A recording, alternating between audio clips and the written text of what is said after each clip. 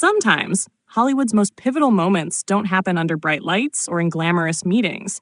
They happen in the quietest, most unguarded places. For Paul Bettany, that place was a sun-baked Los Angeles parking lot.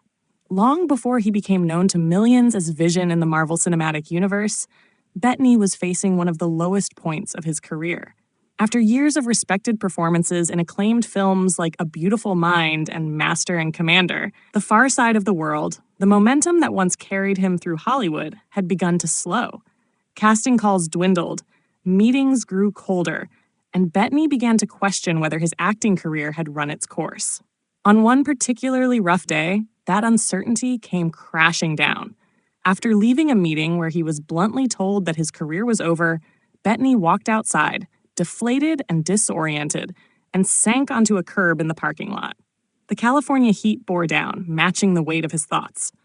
He later described feeling like he'd hit a wall, unsure whether to keep fighting or walk away from the profession that had defined his life. And then, in the middle of that despair, his phone rang.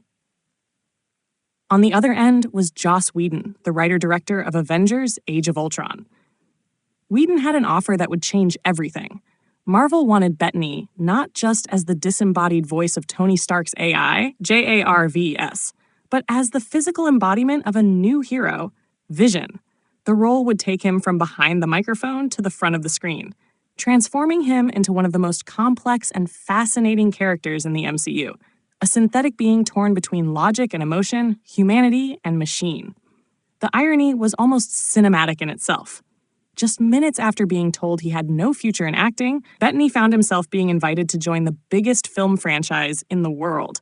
It was a twist worthy of Hollywood fiction, except this one was true. That single phone call not only resurrected his career, but elevated it to new heights.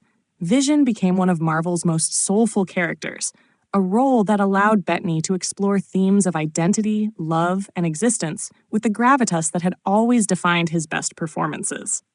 Bettany has since reflected on that moment with humor and gratitude. Hollywood, he said, is a place of mad contradictions. 1 minute you're being told you're done, and the next you're wearing a cape. It's a story that captures both the heartbreak and absurdity of the industry, how success and rejection often stand side by side, separated only by a phone call.